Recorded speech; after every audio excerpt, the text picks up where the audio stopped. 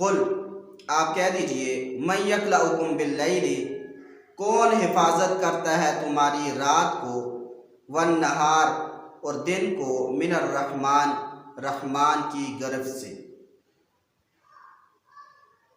بلکہ وہ عن ذکر ربہم معرضون اپنے رب کے ذکر سے اعراض کرنے والے ہیں، اعراض کرتے ہیں۔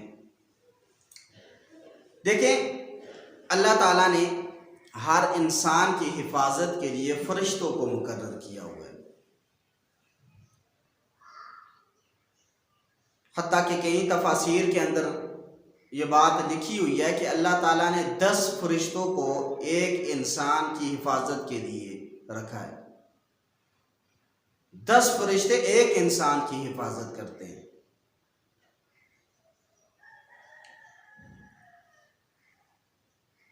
تو فرمایا کہ قل من یکلؤکم باللیل والنہار من الرحمن کون حفاظت کرتا ہے تمہاری رات اور دن رحمان کی گرفت سے۔ جب اللہ تعالیٰ تمہیں پکڑیں گے تو اس وقت کوئی بھی تمہیں بچا نہیں سکے گا۔ بل ہم عن ذکر ربہم معرضون بلکہ وہ اپنے رب کے ذکر سے اعراض کرنے والے ہیں۔ ام لہم آلیۃ کیا ہیں ان کے لیے معبود، تمنعہم من دوننا جو ان کو بچائیں گے ہماری گرفت سے، لا یستطیعون وہ طاقت نہیں رکھتے نصر انفسہم اپنی مدد کرنے کی، ولا ہم منا یصحبون اور نہ وہ ہماری گرفت سے بچائے جا سکتے ہیں۔ بل متعنا بلکہ ہم نے فائدہ دیا ہے، ہؤلاء ان کو، وآباءہم اور ان کے آباء و اجداد کو، حتی طال علیہم العمر یہاں تک کہ لمبی ہو گئی ان کی عمر، افلا یرون کیا وہ دیکھتے نہیں ہیں کہ انا نأتی الارض بے شک ہم زمین پر چلے آتے ہیں، ننقصها من اطرافها کہ ہم اس کو گٹاتے ہیں اس کے کناروں سے۔ اب دیکھیں شروع میں اللہ کے نبی صلی اللہ علیہ وسلم کو مکہ سے نکالا گیا تھا، یہاں تک کہ اللہ کے نبی صلی اللہ علیہ وسلم دوبارہ مکہ کے اندر فاتح بن کے داخل ہوئے۔ جب فاتح بن کے داخل ہوئے، پہلے پورے مکہ پہ کفار کی، کافروں کی حکومت تھی، یہاں تک کہ جب فاتح بن کے آئے تو اب ان کی حکومت کا خاتمہ ہو گیا، تو ان کے لیے یہ زمین کم کر دی گئی۔ ایسے ہی مدینہ بھی ہے، خیبر بھی ہے، تبوک بھی ہے، یہاں تک کہ اللہ تعالیٰ نے ان کفار کے لیے اس زمین کو گٹا دیا ہے آہستہ آہستہ۔ اس کے اندر تذکرہ ہے۔ افہم الغالبون کیا پس یہ غالب آئیں گے؟ قل آپ کہہ دیجئے انما انذرکم بالوحی بے شک پختہ بات ہے میں تمہیں ڈراتا ہوں وحی کے ذریعے سے، ولا یسمع الصم اور نہیں بہرے لوگ، ولا یسمع الصم الدعاء اور نہیں سنتے بہرے لوگ پکار کو، اذا ما ینذرون جس وقت ان کو ڈرایا جائے گا، وَلَئِن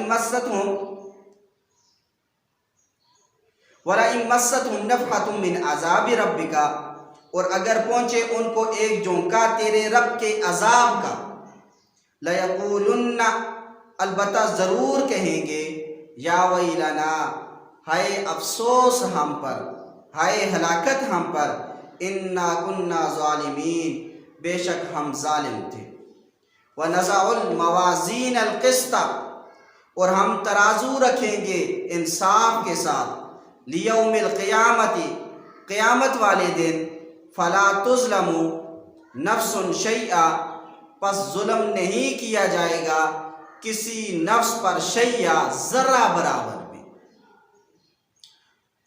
تو قیامت والے دن انسان کے اعمال کا وزن کیا جائے گا،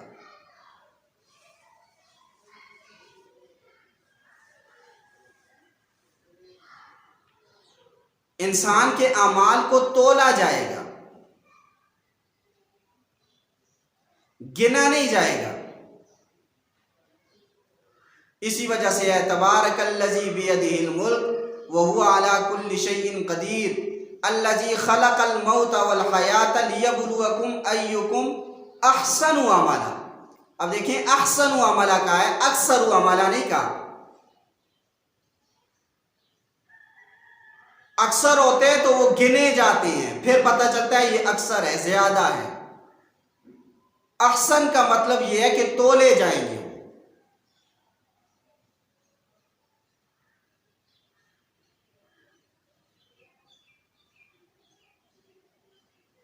تو انسان جتنے بھی اعمال کرے گا یہ کل قیامت والے دن تولے جائیں گے اور انصاف کا ترازو وہاں پہ ہوگا۔ اللہ تعالیٰ ان اعمال کو یوں سمجھ لے کہ جسم دے دے گا۔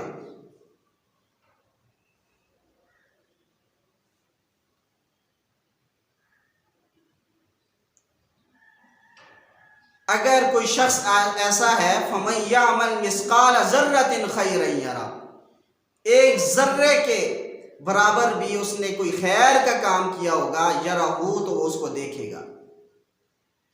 وَمَن يَعْمَلْ مِثْقَالَ ذَرَّةٍ شَرًّا يَرَهُ، اور اگر ذرہ برابر بھی اس نے برا کام کیا ہے تو وہ بھی اس کو دیکھے گا۔ فرمایا وَنَضَعُ الْمَوَازِينَ الْقِسْطَ، اور ہم ترازو رکھیں گے انصاف کے ساتھ، لِيَوْمِ الْقِيَامَةِ، قیامت والے دن۔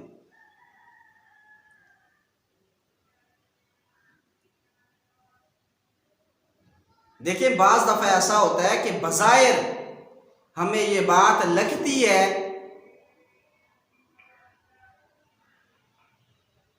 کہ فلاں نے بہت زیادہ اچھے اعمال کیے ہیں،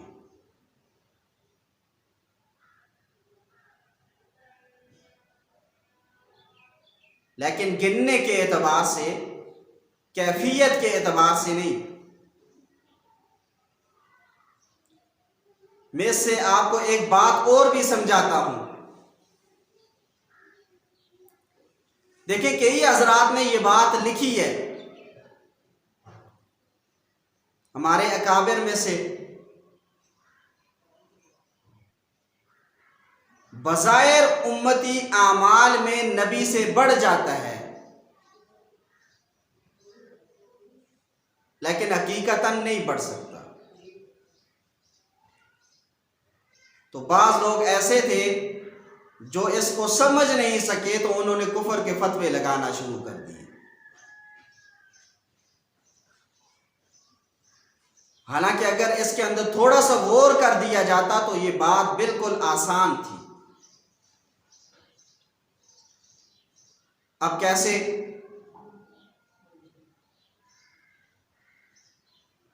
دیکھیں نبی علیہ الصلوۃ والسلام نے پوری زندگی کے اندر ایک حج کیا ہے، اور کتنے ہی امتی ایسے ہیں جنہوں نے 7 7 8 8 حج کیے ہیں۔ اب ایک حج زیادہ ہوتا ہے یا 8 زیادہ ہوتے ہیں؟ اب یہ امتی بظاہر بڑا ہے، کیوں؟ نبی علیہ الصلوۃ والسلام نے ایک حج کیا اور امتی 8 8 10 10 کر رہے ہیں، لیکن حقیقتاً نہیں بڑھ سکتے۔ کیا مطلب؟ کہ نبی علیہ الصلوۃ والسلام کے ایک حج کو ایک طرف رکھ لیا جائے اور پوری امتوں کے تمام حجوں کو ایک جانب رکھ دیا جائے تو نبی علیہ الصلوۃ والسلام کا حج جو ہے یہ بہت ہی وزنی ہے۔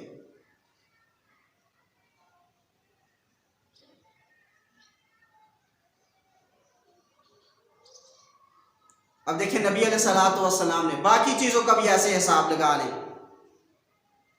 پوری زندگی میں قرآن کریم کتنی مرتبہ پڑھا ہے؟ 1 یا 2 دفعہ، کیونکہ ابھی پورا تو نہیں ہوا تھا۔ لیکن کتنی خواتین ایسی ہیں کہ جو رمضان المبارک کے مہینے کے اندر 5 10 قرآن کریم ختم کر لیتی ہیں۔ اب 2 قرآن کریم زیادہ ہوتے ہیں یا 10 زیادہ ہوتے ہیں؟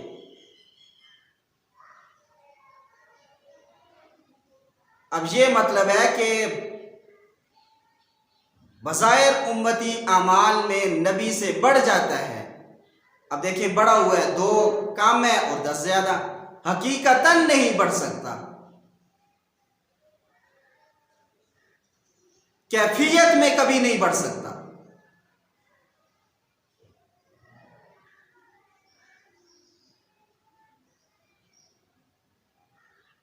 تو آپ خود اندازہ لگا لیں، یہ عبارت تو بالکل صاف تھی، لیکن عقل سے اگر کام لیا جاتا تو کفر کا فتویٰ بھی نہ لگاتے۔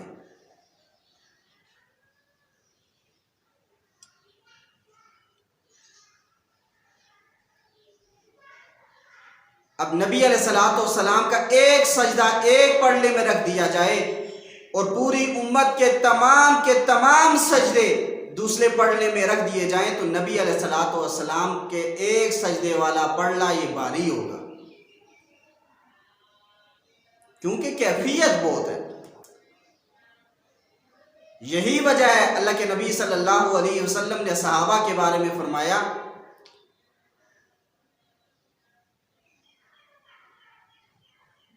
کہ اگر میرا صحابی ایک مٹھی جو اللہ کے راستے میں دے اور تم احد پہاڑ جتنا سونا اللہ کے راستے میں دے دو تو میرے صحابی کی ایک مٹھی کے برابر تم نہیں پہنچ سکتے،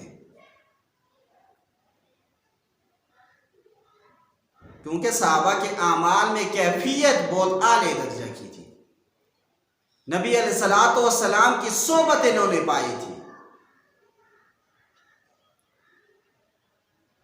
تو انسان کے اعمال کو جو تولا جائے گا یہ کیفیت کے اعتبار سے ہے، گننے کے اعتبار سے نہیں ہوگا کہ گنو ان میں سے کس کے زیادہ ہیں اور کس کے نہیں ہیں۔ اخلاص دیکھا جائے گا کہ اخلاص کس کا زیادہ تھا۔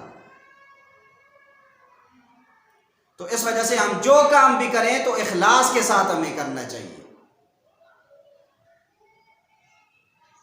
فرمایا وَنَزَعُ الْمَوَازِينَ الْقِسْطَ، اور ہم ترازو رکھیں گے انصاف کے ساتھ، لیوم القیامت، قیامت والے دن، فَلَا تُظْلَمُ نَفْسٌ شَيْئًا، پس ظلم نہیں کیا جائے گا کسی نفس پر، شیء ذرا برابر بھی، وَإِنْ كَانَ مِثْقَالَ حَبَّةٍ مِّنْ خَرْدَلٍ، اگر ہوگا عمل ایک دانے کے برابر رائی کے، اتینا بہا، ہم لائیں گے اس کو بھی، وکفا بنا، اور ہم کافی ہیں، حاسبین، حساب لینے والے، وَلَقَدْ آتَيْنَا، اور البتہ یقیناً آتینا، ہم نے عطا کی موسیٰ علیہ السلام کو، وہارون، اور ہارون علیہ السلام کو، الفرقان، فیصلہ کن چیز۔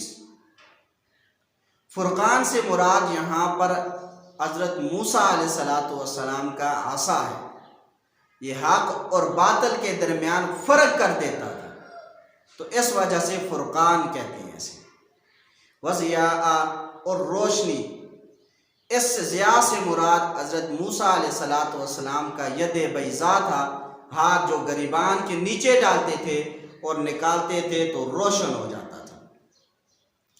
وَذِكْرًا لِّلْمُتَّقِينَ، اور نصیحت پرہیزگاروں کے لیے، ذکر سے مراد یہاں پر تورات ہے۔